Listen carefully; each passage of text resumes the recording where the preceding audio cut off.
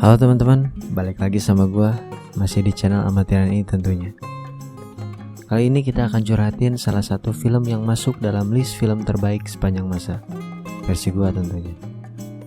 Lagi-lagi film lama ya teman-teman, yang kita bahas kali ini.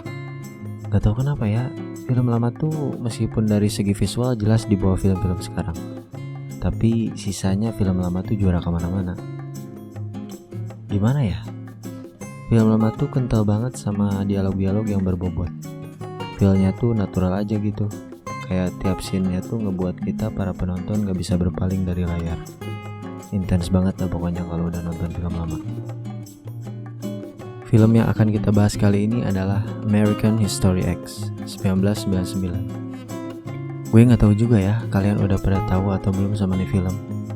Tapi gue mau menekankan bahwa film ini gokil banget. Untuk hidup yang cuman sekali ini, kalian harus coba nonton, sumpah. Apalagi lihat aktingnya Andrew Norton kan. Bikin fokus nambah 10 kali lipat. Gak bisa berpaling pokoknya.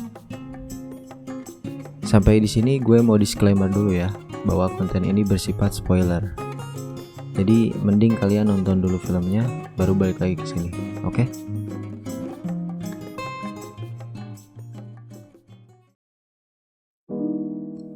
Film ini nyeritain tentang kehidupan seorang pria bernama Derek yang menganut paham Nazi.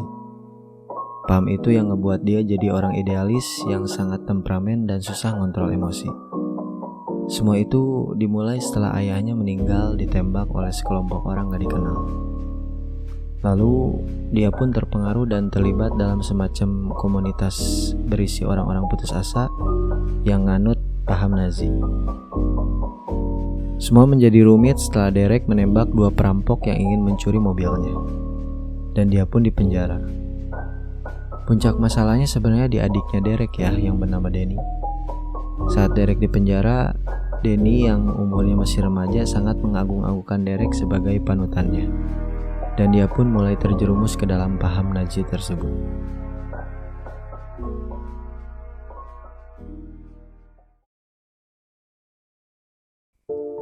Yang pertama mungkin scene pas di meja makan ya, yang pas ada pacar ibunya Derek. Gue suka scene ini karena di sini tuh kita diliatin segimana besar dampak yang diberikan sama paham Nazi tersebut. Kelihatan bahwa sifat arogan dan keras kepala dari Derek sangat ditonjolkan. Puncaknya pas adik ceweknya Derek, Devina, yang berusaha keluar dari obrolan karena udah muak sama bualan Derek. Derek pun gak terima dan narik rambut Devina. Terus nyuruh dia untuk duduk lagi. Derek juga maki-maki pacar ibunya ya, yang berusaha nyeramahin dia.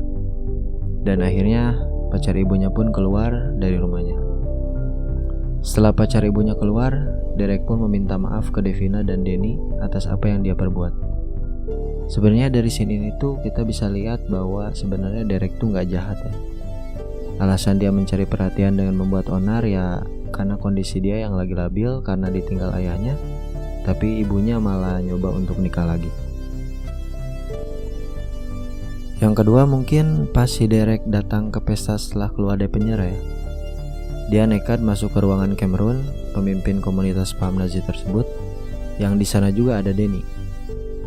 Gak terima adiknya terus-terusan dimasukin paham-paham yang sesat, Derek pun nyuruh Denny untuk nunggu di luar selagi dia diskusi dengan Cameron. Setelah cekcok yang lumayan intens, akhirnya Derek pun ngehajar Cameron sampai pingsan. Setelah hampir dikeroyok sama anggota komunitas tersebut, akhirnya Derek dan Denny pun keluar dari pesta itu. Setelah itu, Derek pun nyeritain semua yang dia alamin di penjara sampai akhirnya dia sadar bahwa paham tersebut gak ada gunanya buat hidup dia.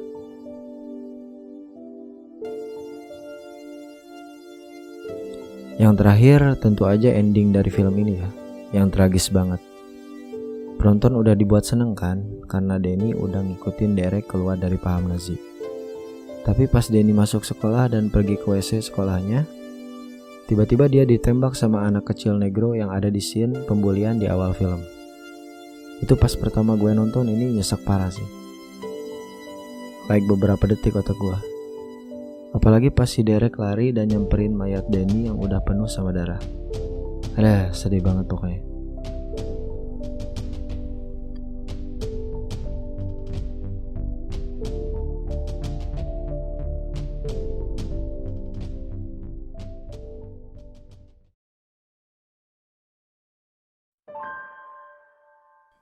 Sepanjang film gue benar-benar dibikin takjub ya sama punchline-punchline di setiap scene-nya.